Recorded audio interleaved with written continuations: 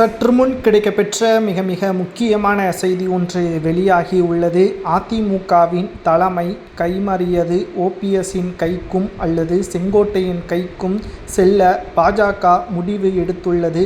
நேற்று செங்கோட்டையன் அவர்கள் டெல்லிக்கு சென்று அமித்ஷா அவர்களது வீட்டில் சந்தித்துள்ளார்.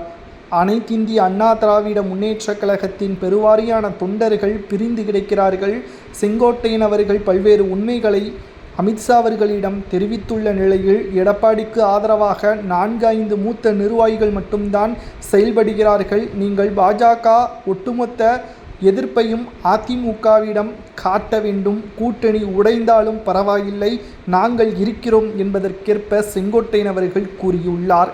இதனால் பிரச்சனைகள் மிக மோசமாக மாறும் என்ற தகவலும் கிடைக்கப்பெற்றுள்ளது.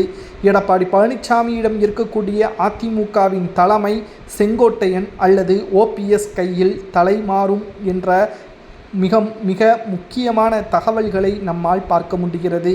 செங்கோட்டையன் அவர்கள் டெல்லிக்கு சென்று ஒட்டுமொத்த உண்மைகளையும் போட்டு உடைத்து விட்டார். நான் அதிமுகவிற்கு எதிராக செயல்படவில்லை. அதிமுக ஒன்றிணைந்தால் அதிமுகவின் கூட்டணி ஆட்சியை அமைக்கும், இல்லை என்றால் எதிர்க்கட்சி அந்தஸ்து கூட கிடைக்காது. கடந்த முறை 4 எம்எல்ஏக்கள் வரை பாஜக வெற்றியடைந்ததும் இந்த முறை 0வாகத்தான் இருக்கும்.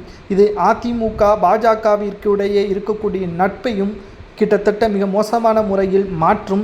எடப்பாடி என்ற தனி நபருக்காக ஒட்டுமொத்த தலைமையும் கூட்டணியையும் தோல்வியே தழுவ நான் தயாராக இல்லை என்பதை செங்கோட்டையன் அவர்கள் கூறியுள்ளார்.